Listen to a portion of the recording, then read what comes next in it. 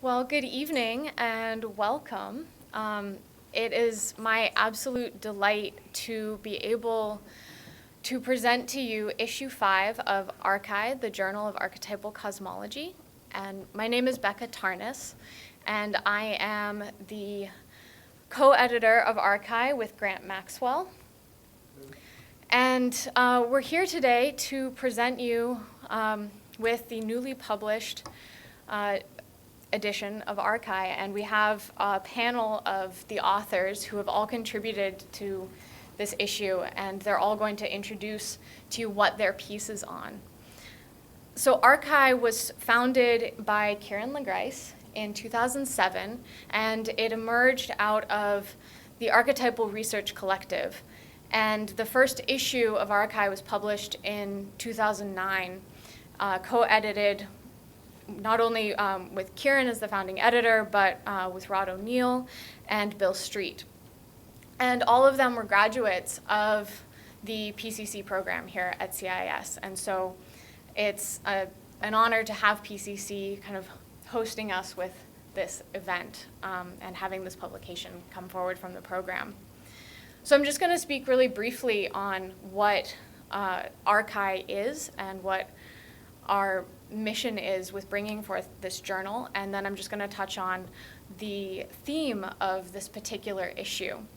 So Archai is an academic journal that is an exploration of the significant correlations between cyclical planetary movements and human events.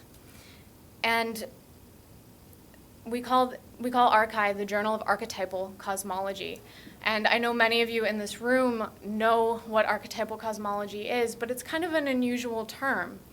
And really what archetypal cosmology is, it's a philosophical perspective, and it's also a cosmological vision that arose out of the discipline study of looking at these correlations between the movements of the planets and the archetypes associated with those planets, and then the many ways that those archetypes have been expressed through human events, throughout history, in individuals' lives, in relationships, in works of art, and so forth.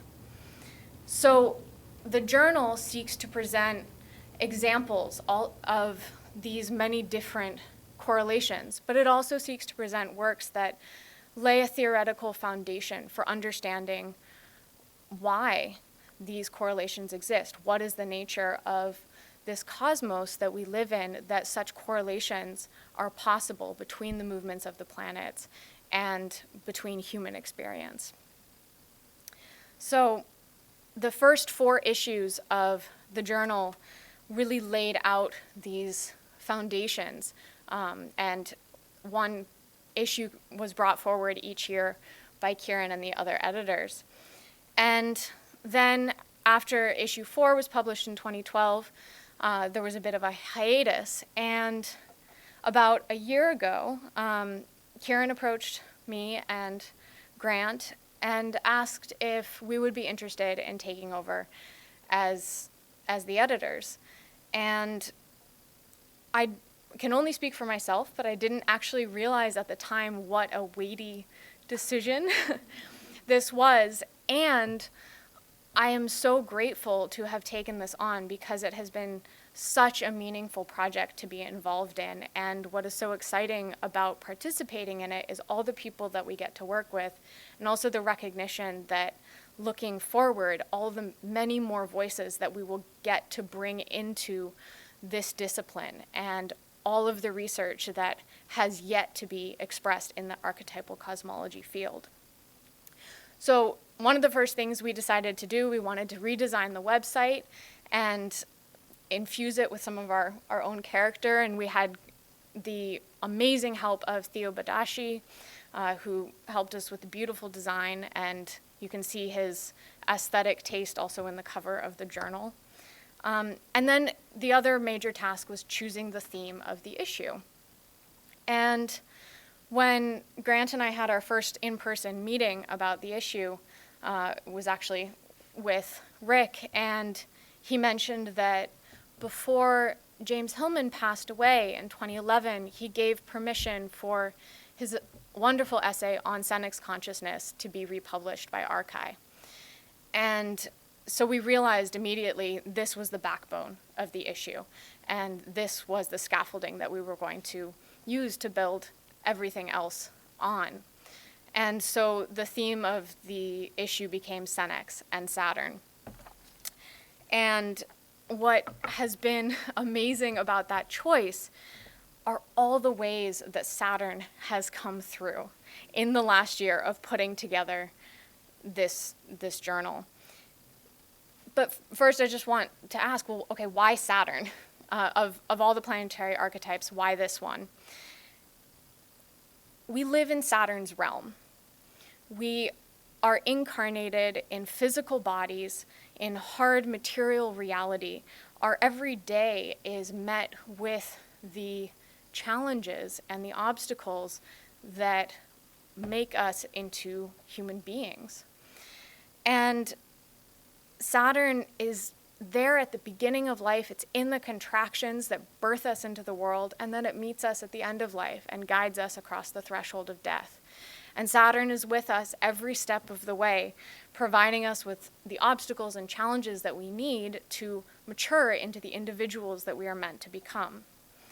And I think that Grant and I both felt a certain responsibility in taking on the role of this editorship, and we wanted to honor that sense of responsibility by also dedicating this issue to Saturn.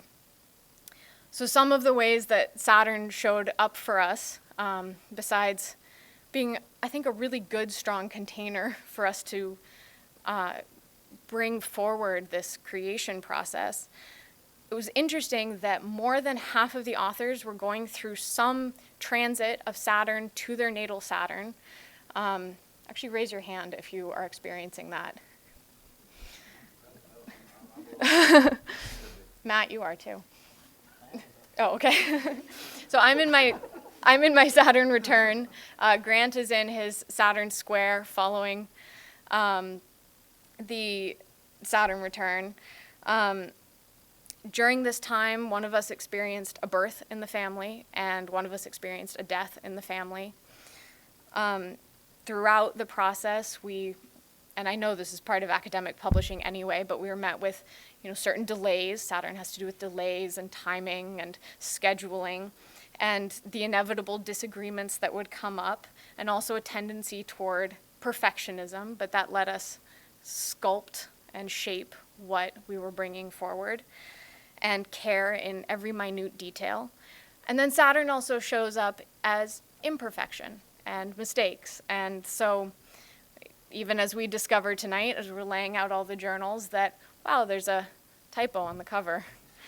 And how humbling that feels. So we have this first edition, the first 50 copies will have a typo, and if you find it, well, I don't know if you get a prize, but you find it.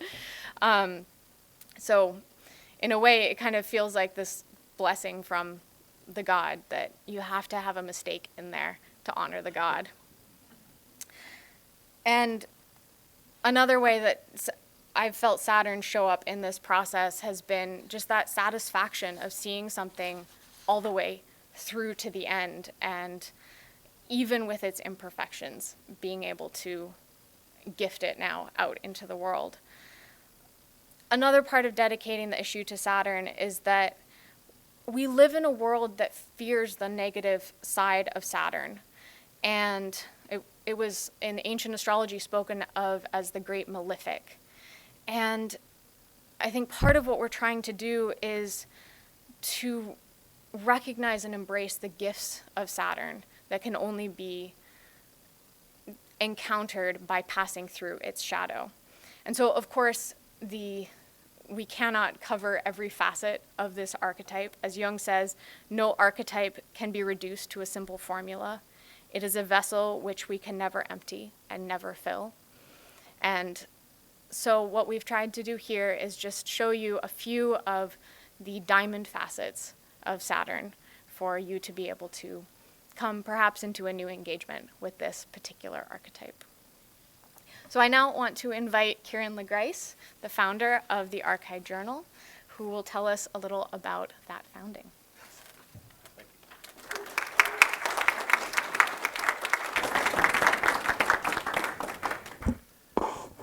I think we could all feel the weight of Becca and Grant's labor over the last year in that opening talk there. And it is. Any of you who've been involved in editing will know what a labor it really is. I sometimes wonder whether it's easier to write your own book than gather these various articles together and try to sculpt them into a coherent whole. And I think that's one of the reasons that we're so lucky that we have Becca and Grant to step into this role of Archai editors. It's rare, as you will appreciate, to have two people who have the sensibility and the intellectual acumen to be editors, but are also so well versed in the archetypal astrological perspective that they can serve as leaders in this field, because that's the role they've stepped into. So I'd like to give my personal thanks to Grant and Becca for accepting that somewhat onerous task, but also a very rewarding task, I'm sure you'll agree. And it's also great for the journal because, as Becca mentioned, we haven't produced an issue since 2012. I think the first one was 2009, and then somehow we managed one a year. I remember when we began the venture, I wasn't the only founding editor. It was with Rod. I was co-editor with Rod O'Neill. Bill Street was the assistant editor. When we founded the journal initially, and there was a small group of people, Rick and others were in a journal committee, and we had the aspiration to publish 3 issues a year. We were totally naive, I think, at that point, but carried along by the hope that we could play a part in spreading the ideas that are so central to archetypal cosmology to a wider audience. That was our aspiration, and I think we've done that to a certain extent, although there's a long way to go. Now, many of you, I'm sure, will be familiar with the term archetypal astrology, and I thought that Becca described really well archetypal cosmology, and that there's often a tendency for the two terms to blur somewhat. So it may be helpful for me just to say a little about the distinctions between the two and how I see the two fitting together. So archetypal astrology is the methodology that connects the movements of the planets with the archetypal dynamics in human experience. It's the practice that's derived from astrology, using planetary alignment, aspects, working with the traditional meanings of the planets, yet seeing them in an archetypal way, the approach that Rick really pioneered in his work. So that's the astrology, the methodology piece. And then archetypal cosmology, when we adopted this term to describe the journal, we had in mind the kind of big picture, whole world view perspective that draws principally on Jungian and archetypal psychology, but also kind of Platonic metaphysics, evolutionary cosmology, the new paradigm sciences, mythology. It's a very broad, multidisciplinary field that informs archetypal cosmology. So the astrology part is the methodology, and then archetypal cosmology is the bigger field. And that allows us not only to look at specific correlations, studying world history or examining the arts, but also to look at the theoretical foundations that underlie those correlations. And that's what this issue, at least partly, is to do with. So just to give a little on my own article, very brief, it really serves two purposes. On the one hand, I wanted to do a kind of formal handover to Grant and Becca, and also to mark the occasion of the 10th anniversary of Rick's Cosmos and Psyche. I mean, I came to PCC fall 2004.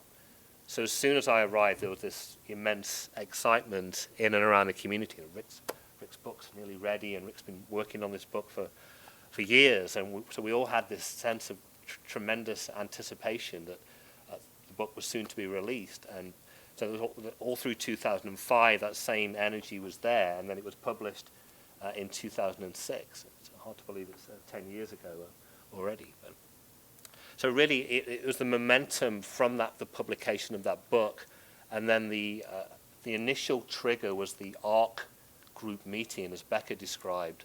The Archetypal Research Collective was formed late 2007, and there was a big group, I think about 50 or 60 people gathered for the first meeting.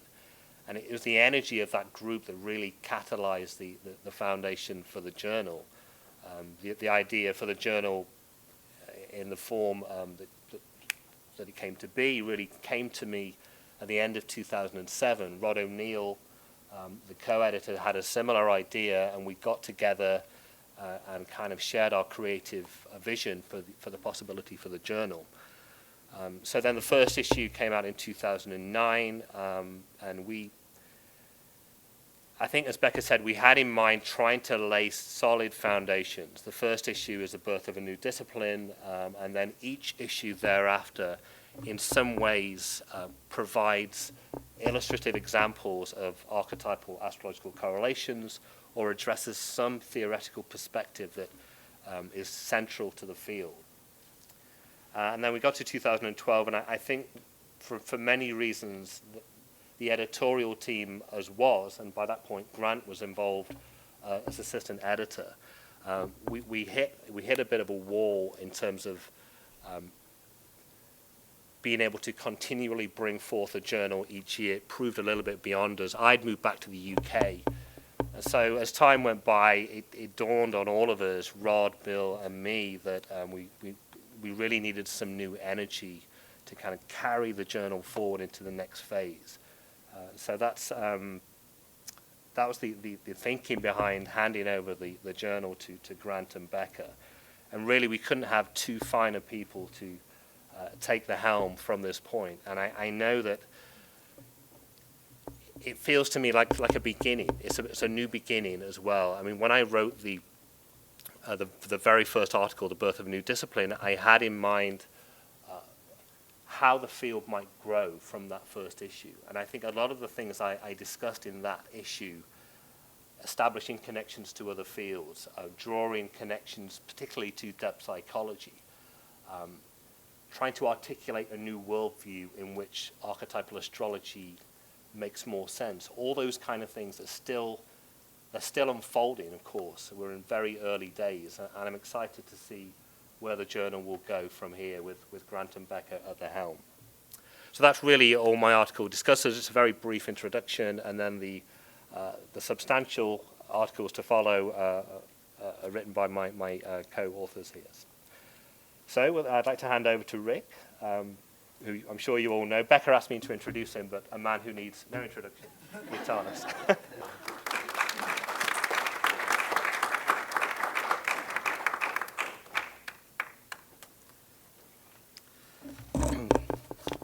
Thank you, Kieran, and thanks, Becca. Great to see so many friends here. And let me just start by just saying how grateful I am and honored that the work that began really under my first Saturn return in my life just has found receptive minds and hearts that have carried it forward in such extraordinary ways.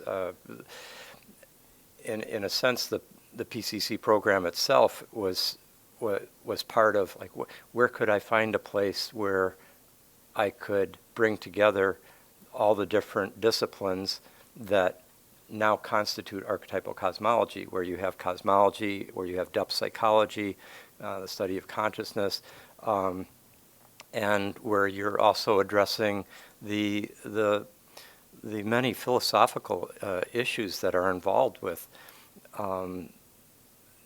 the revelation of this consistent correspondence between planetary movements and the great archetypal patterns of human experience. It's really a miracle that they exist. It kind of requires a paradigm shift. As Stan Groff and I used to comment to each other as we were kind of absorbing the reality of these correlations, is that despite the fact that we'd each had our minds blown in a thousand ways by that point in the 1970s, this was like a whole nother level of that was being asked of us to take in, that the universe could manage to have such comprehensive and subtle aesthetic order that runs through the entire cosmos and psyche, above and below, and at the same time support the unfolding of a co-creative, always open-ended expression of these energies and of this cosmic unfolding. I mean, it just it blows our mind. It's a kind of act of care or love on the part of the cosmos that these correlations seem to exist and kind of lift up our Earth out of the being seen just as a random speck of planetary matter moving through a cosmic void of meaning into something that somehow the cosmos itself is focusing its meaning on, and each of us as individuals. So in a way, this study is almost a kind of spiritual act and a kind of revolutionary experience for at each stage. So I just wanted to say a couple words about this first essay that opens up the issue, and it's called On Senex Consciousness, and it's by James Hillman, who of course is the founder of archetypal psychology and an impossibly brilliant, articulate, and insightful depth psychologist and man of letters and culture. And when I read it, it was the very first thing I read of James Hillman's back in the 1970s. I was still in my 20s, and I was just so thrilled to read something that was, on the one hand, completely focused on an archetypal principle that I was so familiar with from studying astrology, Saturn, and clearly the essay was informed by astrology, but it was not written by someone who's primarily identifying himself as an astrologer. He was a writer and an intellectual of such a range of learning, and with such a command of cultural resources, and with such agility from sentence to sentence, that it actually imprinted on me, I think really all through my Saturn return, my first Saturn return, as I then took in revisioning psychology, age 28, and it imprinted on me a model of how one could simultaneously attempt to articulate astrology and at the same time not forego the entire educational journey that I had taken to get to that point, and that in fact the nature of this mystery that we were unpacking and disclosing was such that the more intelligence and care and erudition and eloquence that one could bring to the task, one would be rising to the something like the level that the evidence was at, that we're trying to be faithful to the magnificence and the complex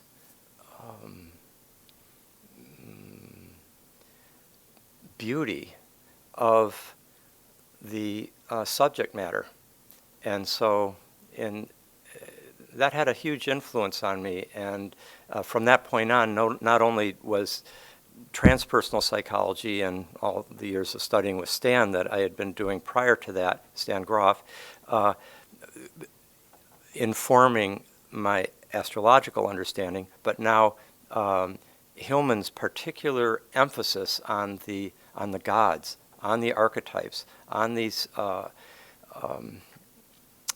powerful principles of meaning and essences that possess our vision, shape our lives, elevate events into experiences, and at the same time can have destructive consequences as well. And so I was thrilled when many years later I was visiting James and his wife Margot at their home in Connecticut, and it occurred to me that this essay on Senec's consciousness would make a great contribution to Archai. And as a matter of fact, many people who might not ever have read that essay, which was written in 1970, it was one of the very first essays that Hillman wrote after he had kind of had his own personal archetypal psychology revelation in the spring of 1969. And Senex, of course, it is the Latin for old man or old person. Our words like senescence and senile and senator and senior and so forth are all connected with it.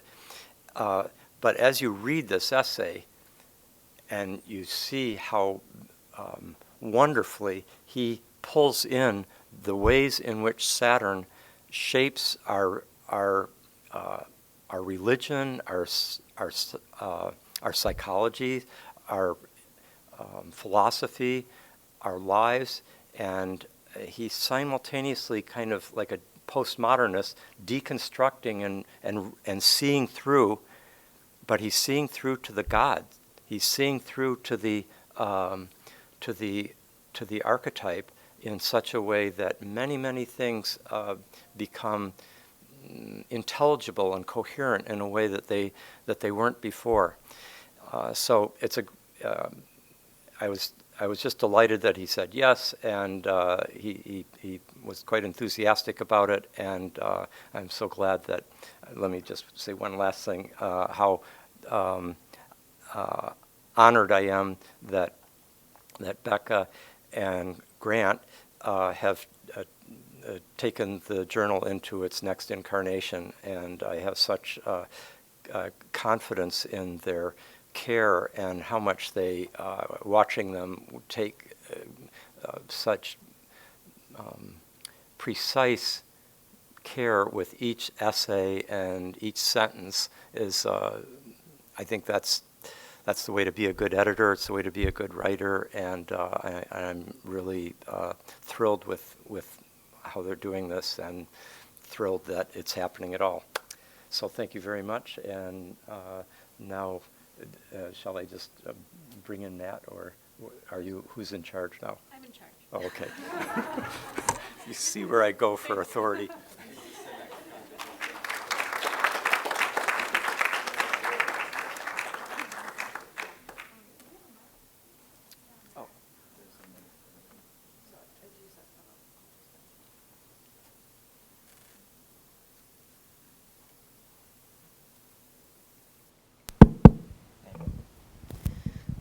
So 3 actually of our contributing authors could not be here tonight.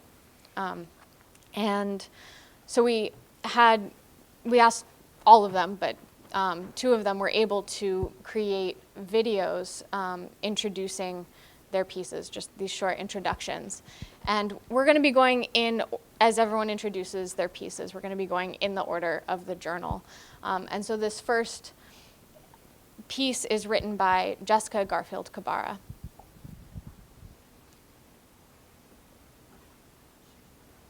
Uh-oh.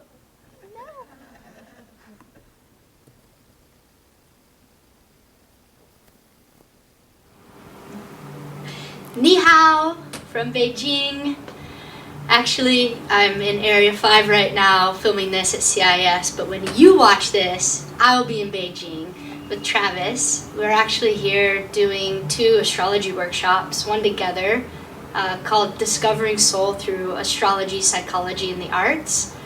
And the second one I'm doing at the largest astrology school in the world, Nodor, and it's on working shadow material with clients. Can you believe that the largest astrology school in Western astrology is in Beijing? So it's such an honor to be here, but it means that we're not able to be with you all today, which makes us really sad. But we wanted to take a few minutes to introduce our pieces. So I'll go first. And as you know, my piece is called Revisioning Saturn. And this is a really important piece for me for several reasons. First, I'm in my Saturn return. I'm 29 years old, and this is my way of paying homage to Saturn and to the Great Mother. And for me, there's a lot of overlap between the two, which is what my piece is about. It's about reintegrating a feminine side of the archetype of Saturn back into our archetypal pantheon, back into our creation stories, back into our understanding of God and of the goddess. The second reason why this piece means so much to me is this Archai issue is dedicated to James Hillman.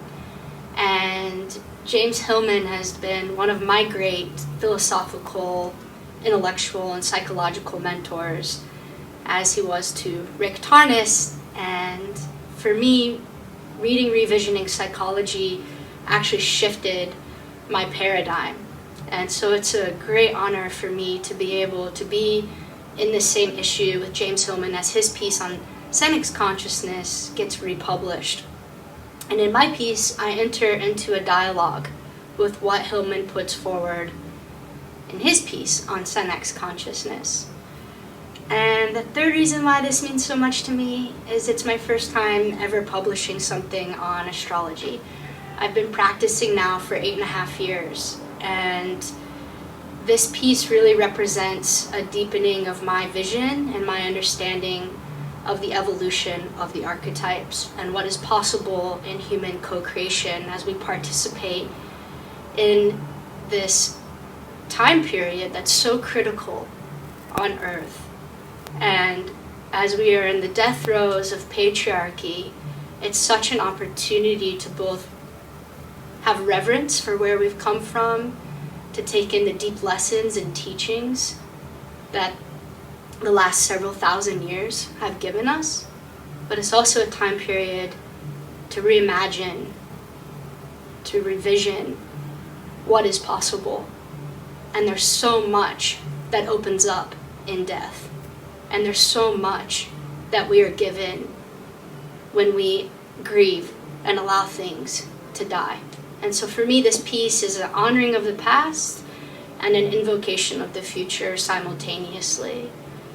So that's all I have to say for now. I hope you enjoy reading it, and I would love to dialogue with you about anything that comes up anytime you feel called.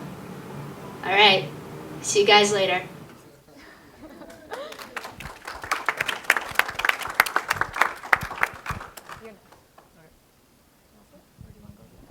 I'll stay up here. Hi, everyone. My name is Matt Siegel, for those of you who I do not know. And I'm going to tell you a little bit about my article. It's titled Minding Time in an Archetypal Cosmos. And I come to astrology as someone who's... Oh, thank you, Sean. Forgot about that. Yeah, I'm Sun Pluto, so I'm very comfortable in the darkness. I come to astrology as someone who is primarily situated in philosophy and in cosmology, and obviously astrology is a form of cosmology, but most of my thinking has to do with the new paradigm sciences and trying to understand what sort of universe we inhabit if something like astrological synchronicities are possible. So in my piece, I explore sort of new understandings of time. What is time in an archetypal cosmos? And what I discover in this very short piece, that's really just a seed that needs to be watered and grow into something more detailed. What I discovered is that there are actually more than one kind of there is more than one kind of time. And what I do in the course of this short essay is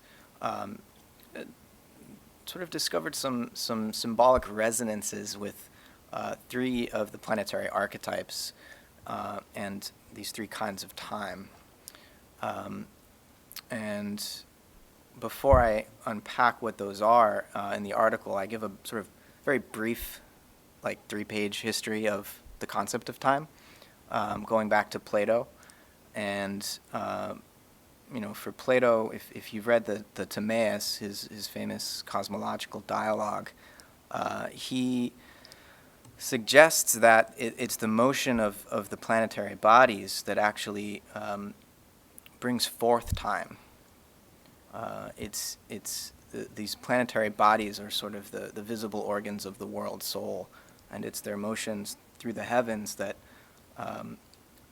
brings forth our, time and allows sort of eternal ideas to participate in the earthly realm of our perceptual experience.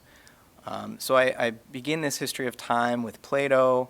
I move through Aristotle, his student, who both continued a Platonic way of seeing with some slight revisions and important criticisms of Plato.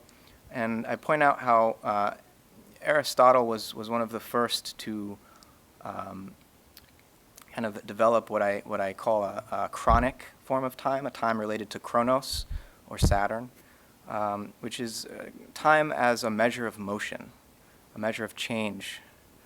And this is the form of time that was later developed quite extraordinarily by the first scientists, Galileo and Newton, who by developing new mathematical techniques were able to measure motion and therefore time as they understood it with such a high degree of accuracy and predictability that it transformed the world and transformed how we conceive of the passage of time. So for science, for modern materialistic, mechanistic science, time is it's homogeneous. Which is to say that the past is ontologically no different than the present, which is no different than the future.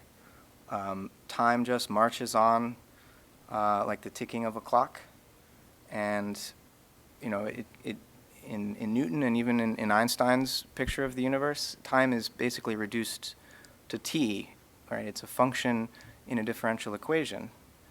And in the 20th century, some new discoveries were made, including quantum physics, among others, that I think open up new possibilities. I think the archetypal astrological perspective also obviously opens up new possibilities for how we think about time. And so just briefly, I'll hint at these two other modalities of time that I unpack in my article, having a relationship with Uranus and what I call kairotic time, coming from the Greek word kairos, and another modality of time related to Neptune, which I refer to as aeonic time, coming from the Greek aeon. So kairos is this Greek term which refers to sort of the right moment, the moment when sort of the world is pregnant, and if you can participate in the pregnancy of the moment, it will, time will kind of support you in the manifestation of your aims or your project. It's time as we understand it when we experience synchronicity.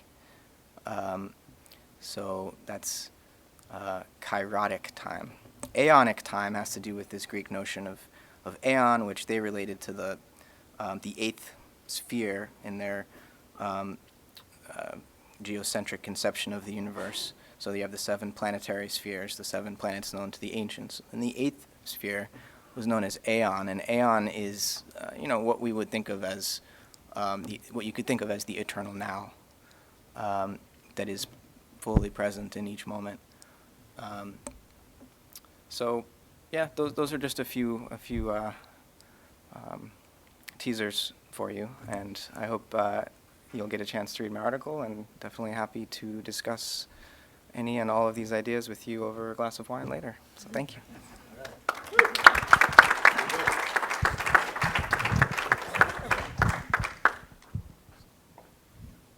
I get to sit. I'm Delia Shargel, and first of all, I just want to thank you guys for the enormous amount of work that you put into this issue, and I feel very, very powerful. Is this on? Yes. Okay, good. All right. I tend to speak softly. I'm so delighted and honored to be here and to be included in this publication. I'm a psychotherapist, and I was initiated into archetypal astrology in 1995 in Rick's Psyche and Cosmos class, and in my Saturn return. And I was studying clinical psychology here at CIS. And so my psychological and astrological understanding developed totally concurrently. And I am presenting an article on complexes, psychological and astrological. And briefly, a psychological complex is that phenomenon that most of us have experienced, where some kind of emotional material roars up out of the unconscious and kind of bypasses the ego complex, which likes to think that it's in control. It's uncomfortable, and it is a common occurrence. The astrological complex is a simple idea. It's just the geometric relationships between the planetary archetypes that we see in our charts. So I'm wanting to present these ideas. The reason that I wrote the article originally was that Jessica, for her embodying astrology in an archetypal cosmos class, asked me to do this, and I wanted to do a clinical piece to really encourage people to work with their own complexes, because the interdisciplinary capacity that we have using the archetypal approach to help us understand what is a very Saturnian phenomenon, something that makes us have to grapple with our own shadow material, with uncomfortable feelings, with difficulties, things that bring up shame, and that we reject, are sort of made so much more meaningful by the archetypal perspective. So I really wrote this as a clinical piece, and I know that may not have been completely appropriate for this journal, so it's been edited a little. I hope the clinical bit is still accessible somewhere on the internet, helping people just engage with their own charts in this psychological way.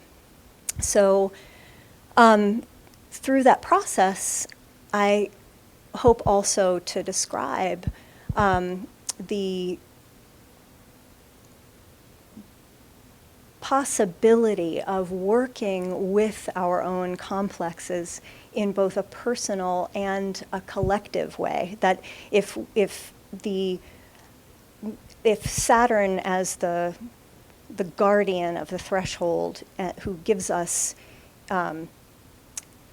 access to the outer planetary archetypes and allows us to try to integrate the things that are thoroughly transpersonal into our individual lives, then we are participating in evolving the archetype of Saturn through that process. And so it's my work is very, very close to the ground, and it's a humbling process, but I think that Saturn gives us many gifts, and that if we are able to participate in that evolution, that it confers profound meaning on our struggles. So that's what I'm hoping for. Okay.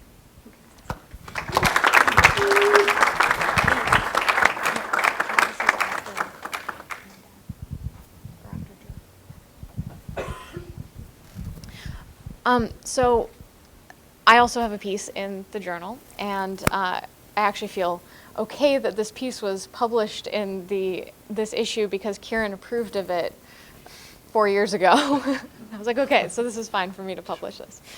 But I wrote this piece because I read Jorge Ferrer's book, Revisioning Transpersonal Theory, and Jorge Ferrer is a professor here in the EWP program, and he got his PhD in PCC. East-West. Oh, we got it, but you were his, okay. I sort of supervised the Okay, thank you. And Jorge articulates a participatory vision of the human relationship to spirituality, the human relationship to the divine. And he speaks of an indescribable or indefinable spiritual mystery with which we participate, and we enact the spiritual and religious traditions of the world in participation with this divine mystery. And I wanted to try and reconcile my understanding of what Jorge was articulating with my understanding and experiences with archetypal astrology and with the planetary archetypes. And so this piece is looking at archetypal astrology as a spiritual way of knowing and as a spiritual discipline, and also looking at the ways in which the planetary archetypes are present in the enactions of different spiritual traditions and religions. How we can see, for example, Neptune as undifferentiated unity and oneness within, say, Advaita Vedanta, or we can see present in Yahweh this kind of Jupiterian, Saturnian, Uranian God. And so the piece is approaching these ideas from several different angles, but trying to look at how is it possible that we can be in this participatory relationship with an indefinable spiritual mystery that is nonetheless, it seems, archetypal. And so really this was my first engagement with the kind of theoretical underpinnings of archetypal cosmology. And so it's evolved over these 4 years and has now taken this particular form.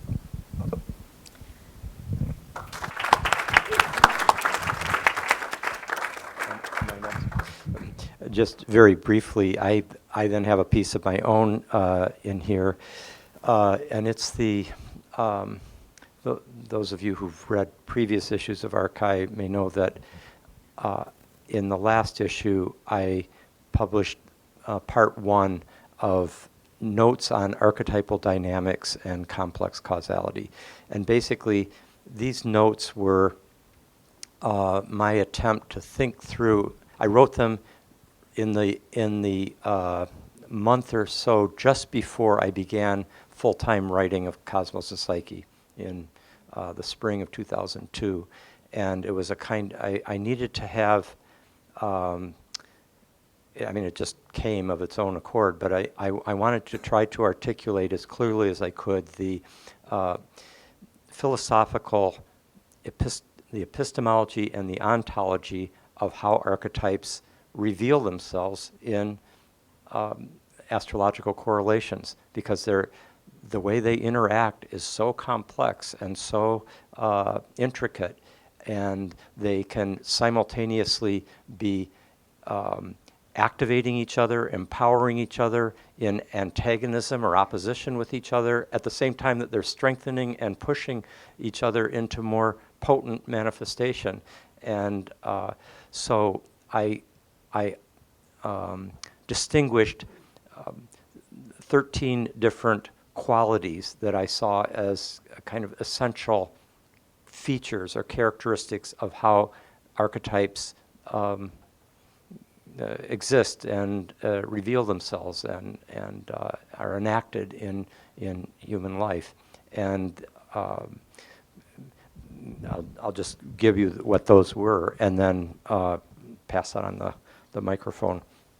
So in part one, I went over how they were multidimensional, multivalent. Multidimensional would be like they could come through in physically or psychologically or externally or internally, etc.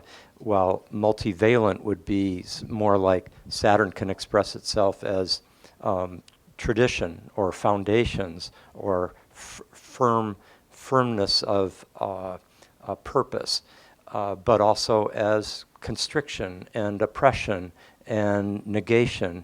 And weightiness that feels oppressive and so forth. So there's all these different ways. So that's the multivalent quality. And then there's also that it's indeterminate, that that the archetypes express themselves in indeterminate ways, very, very much like quantum waves. Becca's essay that she was just describing very much focuses on that feature. Archetypes express themselves in a contextual way, participatory, creative, and dynamic.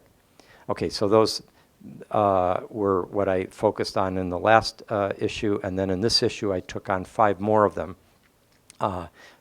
Pervasive, non-local, holographic, recursive, and multi-relational. And so, just to finish off, these notes I was mainly writing for myself, so they're very concentrated, and they require a certain amount of concentration to read and understand, but I hope that they will reward that concentration, because in them is an attempt to illuminate the rich variety of ways in which the gods interact with each other and interact with human beings. So one other thing I'll just say, and that I wrote those notes mainly for myself, but also I shared them with just a group of about 5 or 6 of my friends and colleagues who are very interested in these issues, and one of them is here, Sean Kelly, and who will see his influence in there because of my inclusion of Edgar Morant, who Sean has been the great champion of bringing to our attention as such a deep thinker. But Stan Groff, Matthew Stelzner were others who were reading that first set of notes. Okay, who's next?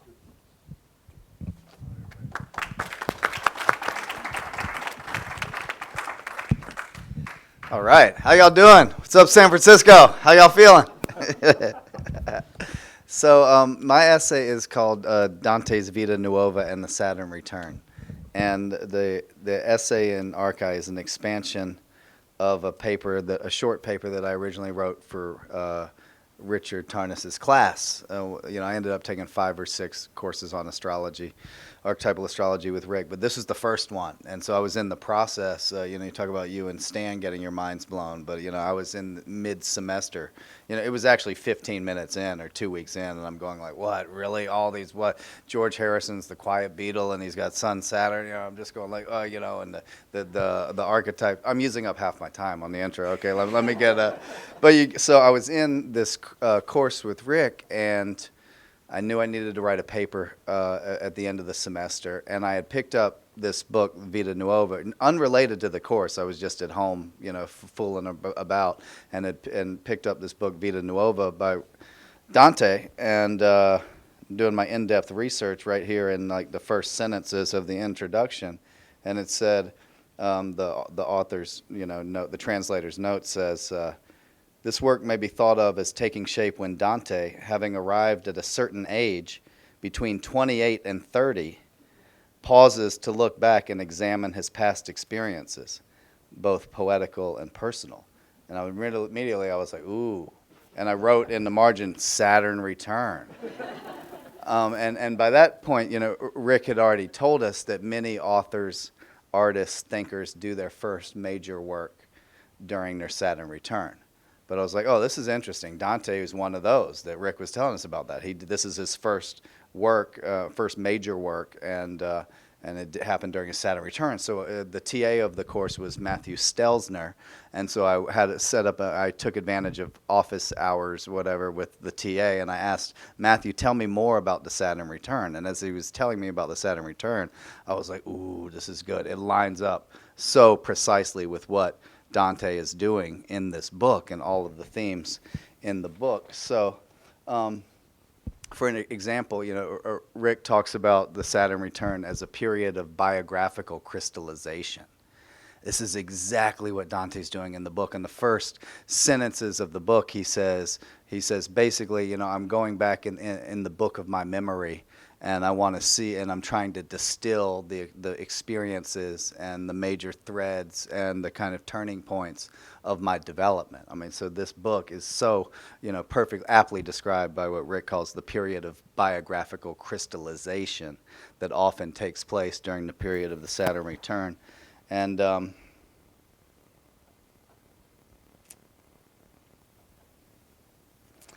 Dante's composition of Vita Nuova embodies his encounter with such Saturnian themes as the mysterious tyranny of love, the death of his lady, and the struggle for artistic mastery. Writing in a vernacular that would come to shape the identity of the Italian people, stunned by the loss of his Christ-like muse, the poet transmuted this difficult period into an intriguing meditation on the nature of love and grace. And part of why I think this, and so basically it's a very simple argument to my essay, which is, hey, it's a fact that we know that Dante wrote this work, Vita Nuova, when he was between 27 and 30 years old. So we know that he wrote this during the time of his Saturn return. But the very simple argument that I'm making is that's important. It's important. It tells us a lot about this work. To know that he wrote it during his Saturn return, and and when we look at the Saturnian elements, not only of Vita Nuova, but when we look at his masterpiece, the Divine Comedy, then it becomes even more significant because during this period of having the Saturn return and writing Vita Nuova, he's constellating his imaginative experience of Beatrice, and this complex of Saturnian themes is so present in the Divine Comedy. So just a quick word about that. He says, both works, both the Vita and the Comedy, are highly structured in the mathematical precision of their arrangement. Both deal with themes of death and mortality. The Comedy is also highly structured and Saturnian in terms of its content, with the architectural detail of its realms of hell, purgatory, and paradise, and the concomitant themes of judgment, punishment, time, struggle, memory, regret, and fear. Throughout the comedy, we also see Dante's Saturnian obsessions with politics, rule, monarchy, papacy, and authority. So, yes, like I say, the confluence of Dante's Saturn Return and the composition of this first book inaugurates a complex of Saturnian subject matter that ripples throughout his later work. Viewing Vita Nuova in light of this biographical fact, that it was written during Dante's Saturn Return, can provide a new understanding of the work and its themes. Reading Vita Nuova with this knowledge helps make sense of Dante's crucial first book, in which he constellates his imaginative experience of Beatrice and its role in his literary and spiritual development. In these pivotal years, as the scholar Michelangelo Piccone puts it, Dante not only understands his past as a lover, but also becomes aware of his future as an author. So I'll just close by reading.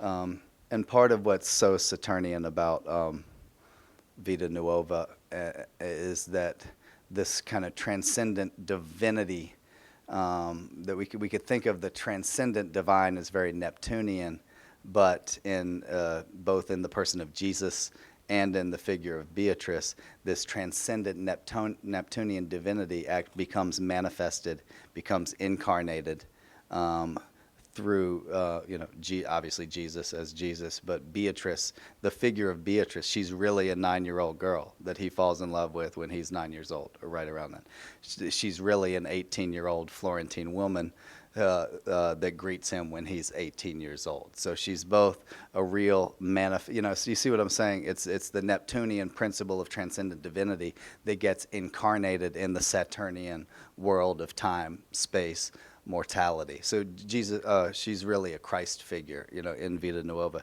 So you'll hear some of these resonances in this passage that I'll close with. Dante says of Beatrice, "This most gracious lady of whom I have spoken in the preceding poems came into such widespread favor among the people that when she walked down the street, people ran to see her.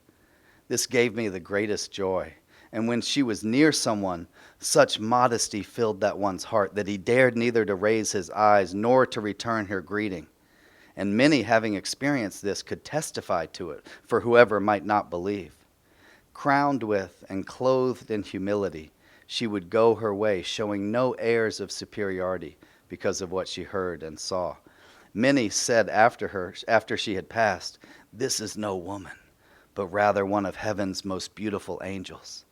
And others would say, 'This is a miracle. Blessed be the Lord who works so miraculously.' I say that she displayed such decorum and was so filled with every charm that those who gazed at her experienced within themselves a pure and sweet delight, such that they were unable to describe it, nor was there anyone who could gaze at her without immediately having to sigh. These and still more marvelous things emanated powerfully from her. Wherefore, thinking of this, and desiring to resume the theme of her praise, I decided to write words in which I would explain her praiseworthy and beneficent influences, so that not only those who could see her with their eyes, but others as well might know of her whatever words can express." So part of the challenge is that he's trying to develop the artistic mastery to describe this miraculous being who comes to earth. And on the very last page of Vita Nuova, he says, well, then I had a vision. After I wrote that last sonnet I just shared with y'all, I had a vision. And that vision made me resolve to write no more of her until I would be capable of doing so in a more worthy fashion. And, and to this goal, I'm striving as she truly knows. And if it should be the will of he who causes all things to happen, that I should have a few more years, I hope to write of her that which has never been written of any other woman. So he's basically saying, I don't have the skill yet to really capture this, but I'm going to work on it. And if I can, I hope to write of her that which has never been written of any other woman. And he did exactly what he said he was going to do on the last page of Vita Nuova. 10, 12, 13 years later, he begins to work on the Divine Comedy, which has been called the greatest poem ever written. So that's a little bit about my essay, Dante's Vita Nuova and the Saturn Return.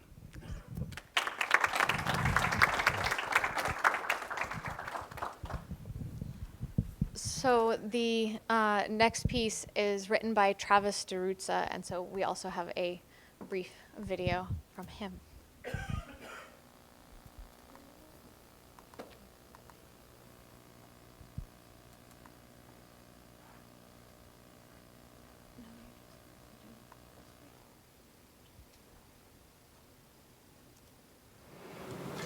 Hi everyone, my name is Travis DeRuzza, and I'm also in Beijing and Area 5. I'm really excited to share my piece in Archai with all of you. It's entitled The Lighthouse and the Many-Hued Waves, Saturn-Neptune Complex in the Life and Work of Virginia Woolf. This piece grew out of a presentation that I gave in Rick Tarnas's Archetypal Women class in the spring of 2014. And the piece is really honoring the current Saturn-Neptune world transit that we're all going through, that'll last from 2014 to 2017. The piece was also a way for me to honor my own personal transit. I have that Saturn-Neptune going across my Mercury. So writing this piece was a way to honor and to go deeper into that transit. Virginia Woolf has been a really important figure for me.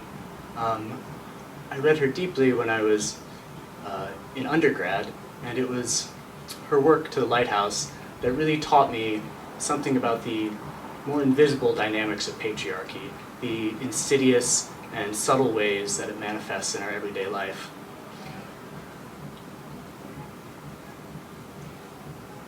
And I think it's really important in this issue, in the context of Saturn, to explore these dynamics of patriarchy and to raise our awareness around them.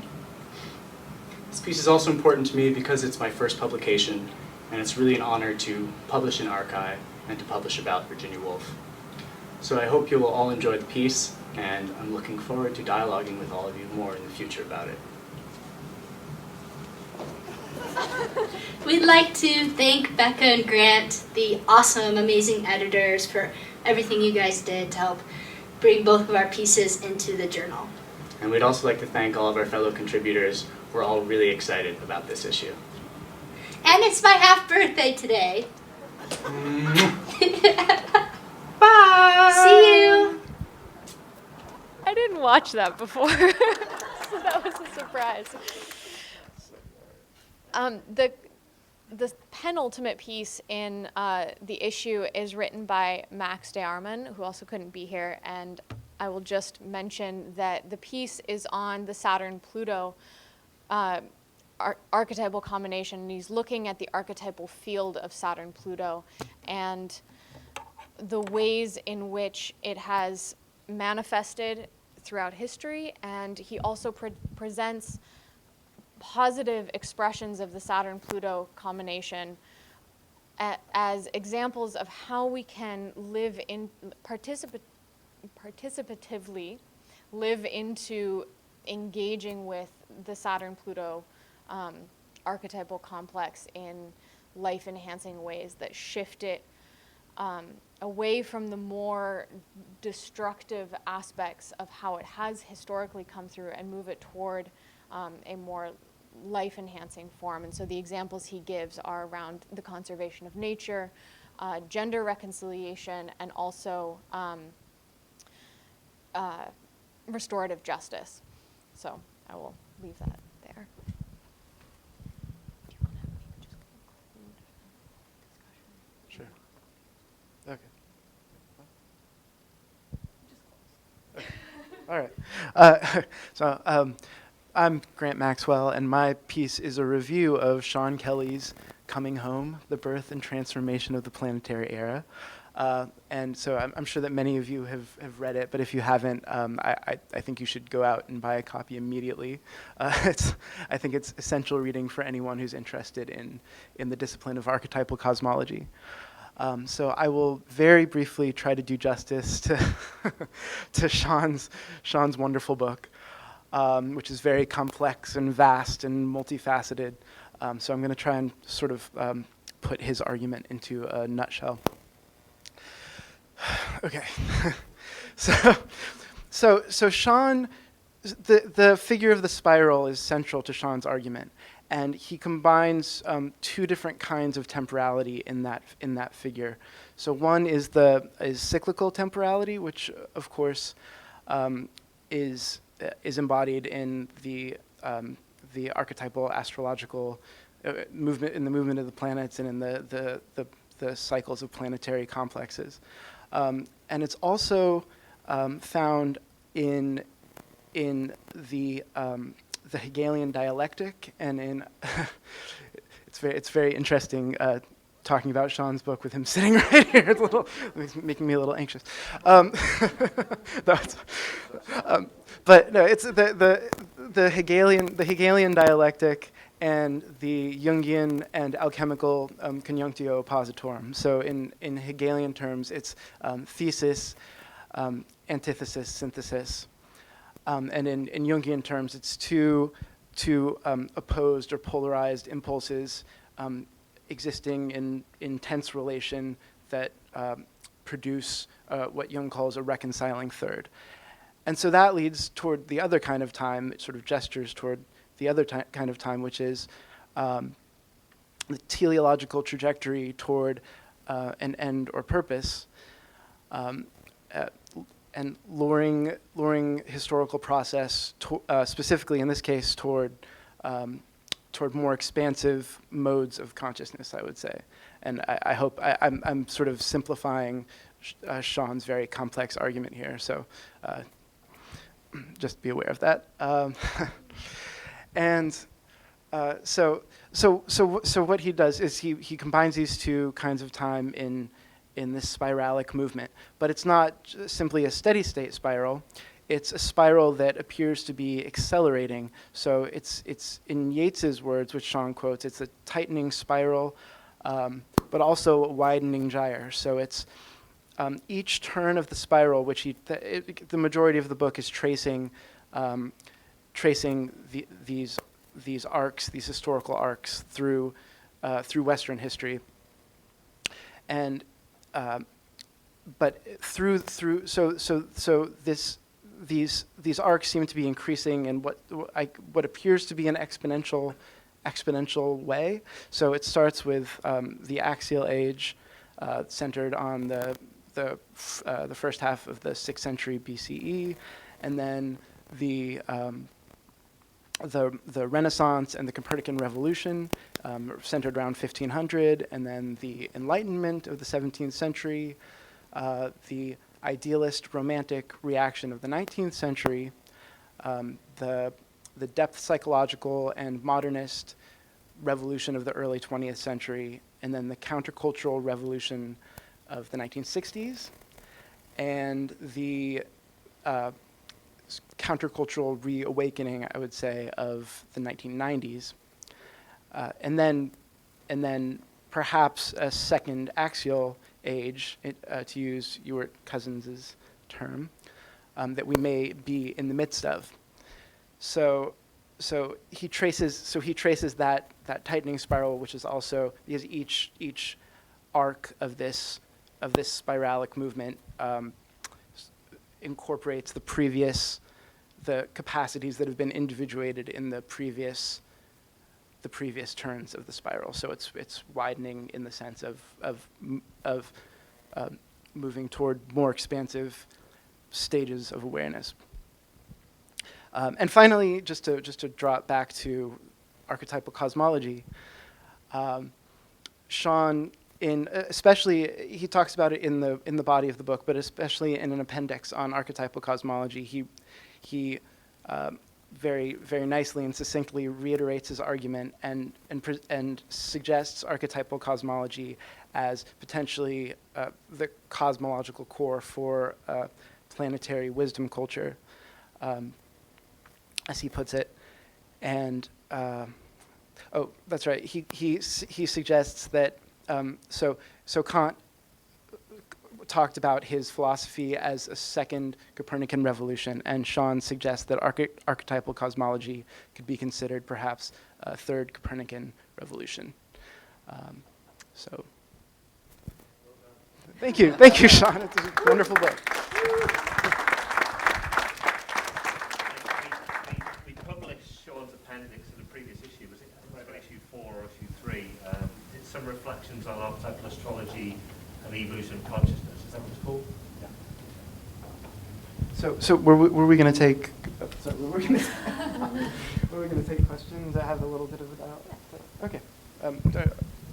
Would anyone like to ask our contributors questions Or comments? Comments? Anything? I don't know if we need the microphone. And we can also do this in a less formal setting. We'll have wine and refreshments, and so we can also all be in dialogue in that way. Someone has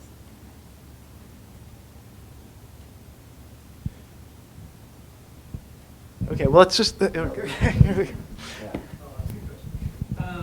Yeah, I was wondering, it strikes me as interesting that Saturn is sort of the boundary before that, in sort of in ancient astrological readings, it was sort of that sort of final sphere before, as was mentioned, the sort of other aeon. And I guess I'm wondering, from that sort of, from the earliest mentionings, I guess, of Saturn, I'm wondering how all of this sort of archetypal baggage maybe is not the right word for it, but certainly all of these dynamics, all of these archetypal words that we use when we sort of talk about a subject like Saturn. I guess I'm wondering how we have, where our sources of understanding of Saturn come from, and the sort of development from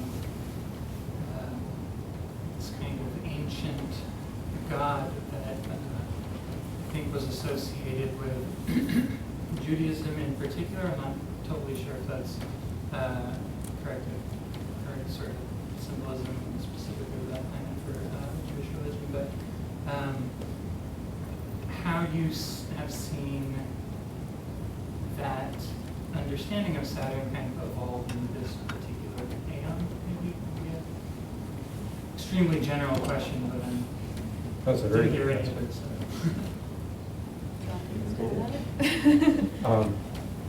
One really good piece of news is that something I've always wanted to have happen is happening, and that is one of our brilliant doctoral students in PCC program is writing her dissertation on this very topic of the gradual unfolding of how, the meaning of Saturn as it evolves in our culture. Hillman's essay gives you a sense for how much the Saturn and Senex archetype, which are identical, how variously, multivalently it has been, and multidimensionally it has been expressed in the different parts of our, in the history of our culture. And in that respect, you brought up associated with Judaism. Well, there is, yes, the Greeks when they had that encounter with Judaism, they said, "Oh yeah, Yahweh, that's Saturn, that's Kronos, rather," and that certainly captures one part of Yahweh. But Yahweh is a more complex deity than just Saturn, Senex, but that's a very big part of it. as to how it unfolds, how we get our meaning of it from the beginning, Saturn is the Roman god that was recognized as being essentially the equivalent of the Greek Chronos. And the Greek Chronos was seen as being archetypally so similar to the Mesopotamian god that the Mesopotamian astrologers had associated with the planet Saturn, that's why they named it Chronos. So there's already a kind of multicultural mythological identification there. As to how, I think astrologers have basically been in a kind of hermeneutic circle of you have both the evidence coming in and you have your intuitive approach that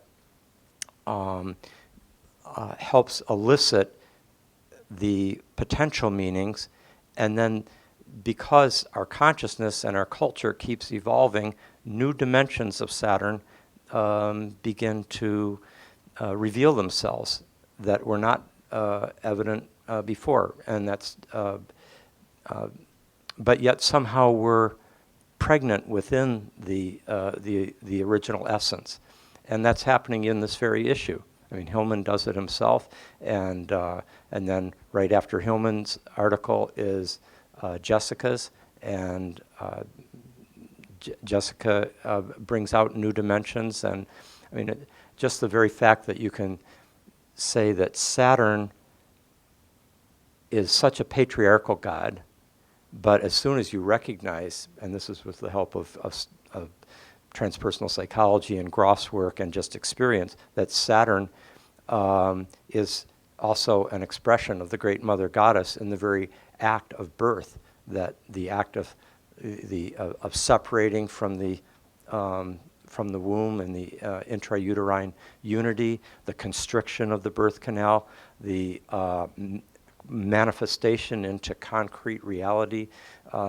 These are all manifestations of the Great Mother Goddess, and yet they're totally Saturn's associated with Saturn as a principle. So in some sense, Saturn is like inside the Great Mother Goddess as one aspect of her multi-valence, much in the way as the great what's that called, the Virgin Ouvrante, the Virgin Mary, those sculptures that would, or triptychs that would open up the Virgin Mary, and inside the Virgin Mary, the entire history of humanity, and the from going right through the crucifixion and God the Father, the Son, and the Holy Spirit are all inside the Great Mother Goddess, envisioned as Mary.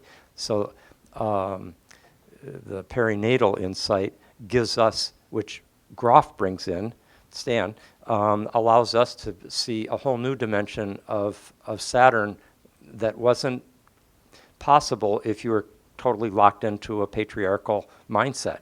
So that's an example of how the evolution of consciousness and of cultures permits an evolution of, I think, not only of our understanding of the archetype, but perhaps of the archetype's manifestation itself in a kind of participatory, recursive way. Just one thing to add to that. If you want a sharp contrast, you could look at older astrology textbooks where Saturn by and large is presented as, I wouldn't say wholly negative, but certainly problematic. And if you compare that with stuff written in the 1970s, mid-1970s on in psychological astrology, you get there in the later books more of a sense coming through of Saturn as like a necessary inner pressure, a pressure to actualize, as opposed to in the older books the kind of misfortune that is placed on us by fate in a kind of rigid way. So you can see over those decades a maturation to a more growth-oriented psychological way of viewing Saturn. And as Rick said, there's a continuation once you see the archetype behind that, because then you see not only an inner psychological growth-oriented perspective, but you see the potential positive and negative whole range of manifestations of Saturn in a wider vision. So that's so great that you brought that up, because the book's title of Liz Green's first superb book was Saturn, A New Look at an Old Devil. So she's already doing a revisioning there, and then just a year or so later, Stephen Arroyo writes Astrology, Karma, and Transformation with a brilliant meditation on Saturn as the divine sculptor who's sculpting the diamond body through its pressure and its constraint. And of course, Rob Hand very much carries it, being born with Sun, Mercury, Venus opposite Saturn as Rob was. It informs almost every word he says. So those three, I think, in particular, were key in the opening up of the psychological and more emancipatory approach to understanding of Saturn. We could probably keep answering this question, but I want to ask if there's any others from the audience. Any other questions or comments? I just want to compliment you guys on what a beautiful job you've done. I'm like totally happy. I've got my book, and thank you. Thank you, all of you. Thank you, It's really Hillman. going to be fun. Anyone else want to congratulate us?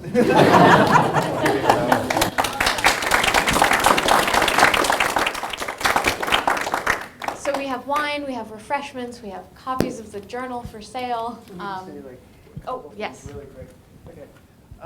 First, we just want to announce just really quickly that we're going to have a more formal call for papers soon. But just if we'd love to receive submissions from everyone.